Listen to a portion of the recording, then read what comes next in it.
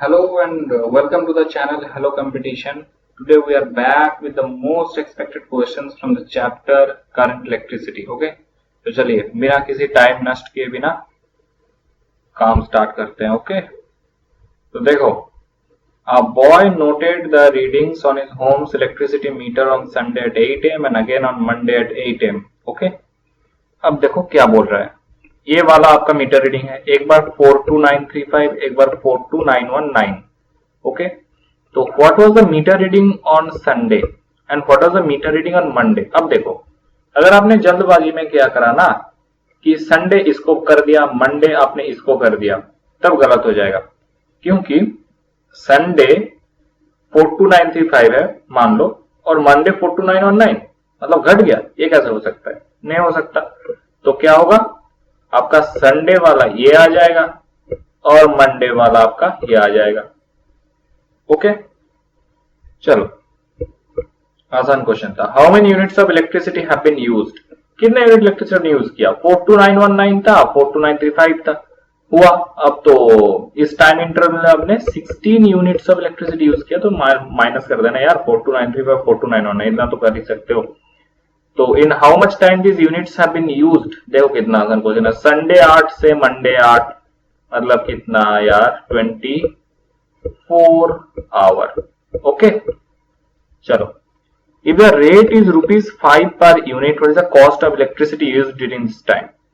Rate आपका 5 है per unit, आपने 16 यूनिट खर्च किया, हर यूनिट का ₹5, तब टोटल कितना लगेगा? 16 इंटू 5 80 रुपया. ओके, चलो कितना आसान क्वेश्चन था, चिंदी छाप क्वेश्चन था एकदम. लेकिन this are the important question, क्योंकि वैल्यू बेस्ड क्वेश्चन है, सीबीएसई का फेवरेट है ये वाला. ओके, चलिए नेक्स्ट क्वेश्चन पे चलते हैं. अभी देखो आपको क्या बोल रहा है. The table shows the current in 3 different electrical appliances when connected to the 240 volt main supply. आपको अप्लायंस दिया गया है 3, आपको करंट करस्पॉन्डिंग करंट दिया गया है. केटल का 8.5 एम्पियर, लैम्प का 0.4 एम्पियर, टोस्टर का 4.8 एम्पियर. तो which appliance is the greatest electrical resistance. देखो आसान है, रेजिस्टेंस जितना बढ़ता है करंट भी उतना ही आपका कम फ्लो होता है. Okay, this is a very easily relatable thing. तो आप कह सकते हो लैम्प में 0.4 एम्पियर, तो lamp has the highest resistance. तो इसका आंसर आपका आ जाएगा कुछ नहीं भाई, लैम्प. ओके, चलो अब पूछ रहा है calculate the power rating of the kettle when it is operated from the 240 volt main supply. अब देखो ये भी आसान क्वेश्चन है. आपको पता है power is equal to VI. तो पावर मतलब V कितना है आपको 240 और I केटल का आपको दिया गया है ना 8.5. ओके, तो कितना आता है यार 8.5 करने से, चलो 2040 वाट आएगा. ओके, हाँ 2040 वाट. आसान क्वेश्चन था, राइट. चलो ऐसे ही क्वेश्चंस पूछे जाते हैं कई कबार. मैं पहले इसको मिटा देता हूं. ओके, हाँ अब नेक्स्ट क्वेश्चन पे चलो. And this is a very good question. 2 resistance है, एक बार आपने दोनों को पैरेलल में कनेक्ट किया तो 2 ओम मिल गया, सीरीज में फिर कनेक्ट किया तो 9 ओम मिल गया. आपको दोनों रेजिस्टेंस के वैल्यू पूछा है. एक मिनट रुको. यस, चलो दोनों रेजिस्टेंस के आपको वैल्यू पूछा है. तो आपने क्या किया, मान लो आपने एक रेजिस्टेंस को R मान लिया, एक को आपने स्मॉल r मान लो, कैपिटल R स्मॉल r. तो फिर पहले जब आपने सीरीज में कनेक्ट किया, तो सीरीज में कनेक्ट करने से क्या होता है, R plus small r is equal to 9. अब एक काम करो, small r is equal to आप किसके टर्म्स में लिख लो, कैपिटल R के टर्म्स में, तो 9 माइनस R. ऑलराइट, अब देखो, अब आपने जब पैरेलल में कनेक्ट किया तब क्या होता है, अब डायरेक्ट लिखते हैं. ओके, टाइम नहीं वेस्ट करेंगे. RR by R plus R तो इज इक्वल टू 2. अब R प्लस R आपको पता है यहाँ पे 9 है, मैं 9 को डायरेक्ट यहाँ पे मल्टीप्लाई कर रहा हूं. ओके, तो RR इज इक्वल टू 18. और एक चीज आप देख पा रहे हो कि मैंने स्मॉल r को कैपिटल R के टर्म्स में लिखा है ऑलरेडी, तो उसको पुट करो. 9 minus capital R, okay, is equal to आपका आ गया 18. तो फिर क्या आ जाएगा, चलो क्वाड्रेटिक करने से यहाँ पे आ जाएगा R square minus 9R plus 18 is equal to 0. Right, अब इसको सॉल्व करोगे तो डायरेक्ट करते हैं ना, चलो बेकार का क्यों टाइम वेस्ट करेंगे। अब ये मत पूछना कि ये कैसे आ गया, इतना कर सकते हो मिडिल टर्म फैक्टराइजेशन। ओके, तो r माइनस 3 ये आ रहा है ना, देख लो एक बार चेक करके देख लेना। चलो कोई बात नहीं, r इज इक्वल टू आपका 6 और आ जाएगा आपका 3। Clear, r is equal to 6 और आ जाएगा आपका 3। तो आपको तो पूछा था, आपने दोनों ही निकाल दिया, एक ही साथ निकल गया आपका। तो एक रेजिस्टेंस हो जाएगा आपका 6 और एक हो जाएगा आपका 3। ओके, यही दो रेजिस्टेंस होगा। क्लियर, चलो फिर नेक्स्ट क्वेश्चन की ओर। अच्छा चलो अब ये भी देखो, ये भी बढ़िया क्वेश्चन है एक्चुअली। तो मतलब एक्चुअली ये बहुत ही इजी है, मतलब कंसेप्ट चाहिए आपको सिर्फ कि हाईएस्ट कब होता है बताओ। ये 4 रजिस्टर आपको दिया गया है, this are the resistances of the 4 resistors. Okay, तो हाईएस्ट होता है जब आप सीरीज में लगाओगे ना, तो सीरीज में आपका इक्विवेलेंट क्या आ जाएगा, हाई रेजिस्टेंस फिर क्या आ जाएगा, प्लस कर दो, प्लस कर दो। तो ऑप्शन ए, ऑप्शन ए मानो मतलब ए। ओके, हाईएस्ट वाला 24 12 36, चलो 48 ओम आ जाएगा आपका हाईएस्ट वाला। ओके, 48 ओम आ जाएगा आपका। और लोएस्ट मतलब पैरेलल, तो पैरेलल में लगाओगे इन चारों को, मतलब आपका 1/4 प्लस 1/8 प्लस 1/12 प्लस 1/24। ओके, तो चलो डायरेक्ट करो, डायरेक्ट करो, एकदम आसान है। एलसीएम तो आपका 24 आएगा, देखने से पता चल रहा है। ओके, ये वाला 6, ये वाला 3, ये वाला 2 और ये वाला आपका 1 आ गया। तो अब देखो, अब आपका R कितना आ जाएगा, 1/R आपका हाफ आ रहा है ना, R मतलब 2 ओम आ जाएगा, यहाँ पे 2 ओम आ जाएगा। तो आपका मैक्सिमम होगा 48 और मिनिमम होगा आपका 2। क्लियर, चलो फिर मैं इसको मिटा देता हूं। ओके, अब नेक्स्ट क्वेश्चन पे चलते हैं। This is very good question, this is really a very good question. इसको वीडियो पॉज कर सकते हो और इसको ना मतलब खुद सोचो पहले कि यार यहाँ पे क्या करना है क्या नहीं करना है। देखो रिलेट कर पा रहे हो कि नहीं। मान लो, अरे यार एक मिनट रुको, एक मिनट।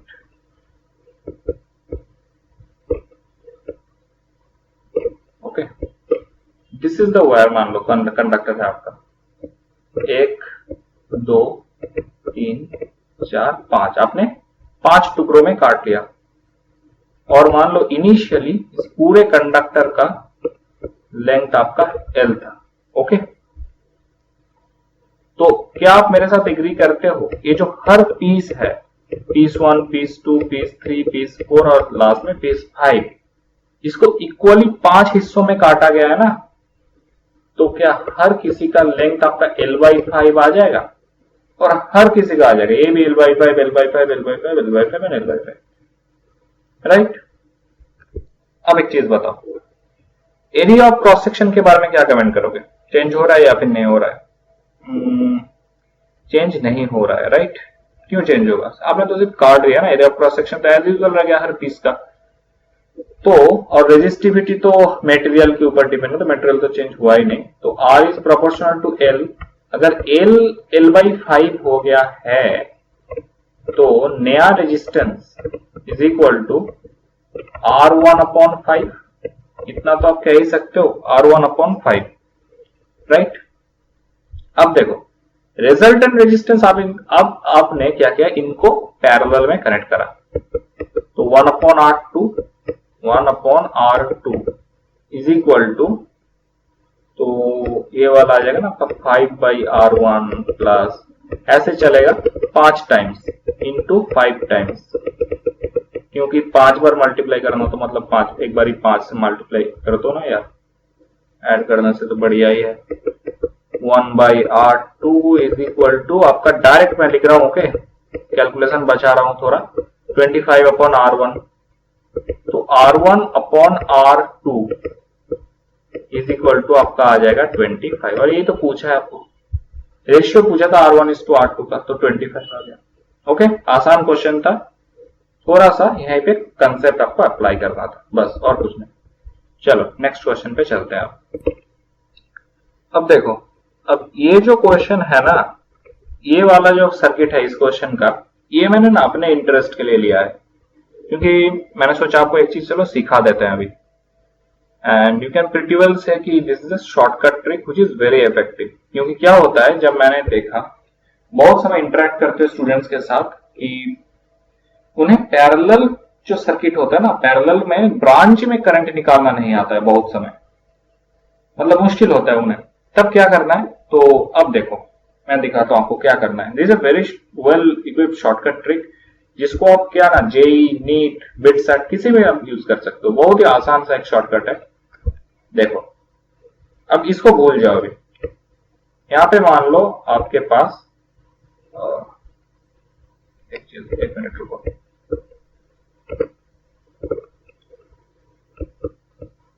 चलो मैंने दो पैरेलल रजिस्टर ले लिया, ओके। और मान लो सर्किट में टोटल करंट आपका I है, and this is R1, this is R2, okay. अब देखो, मान लीजिए आपको कहा गया कि भाई मेरे को R1 के थ्रू करंट निकाल के दिखा दो, तो आप क्या करोगे, आप शॉर्टकट ट्रिक यूज करोगे। क्या है ये, बहुत ही आसान कर देगा आपका कैलकुलेशन। I1 पहले ना इसको लिखो, टोटल जो main current I1 is equal to I आपका मेन करंट है, I इसके साथ क्या मल्टीप्लाई कराना है। देखो आपको R1 के थ्रू पूछा गया है कि करंट निकालो, जिसके थ्रू पूछा जाएगा, जिस रजिस्टर के थ्रू करंट पूछा जाएगा उसके ऑपोजिट रजिस्टर को आपको लेना है, ओके।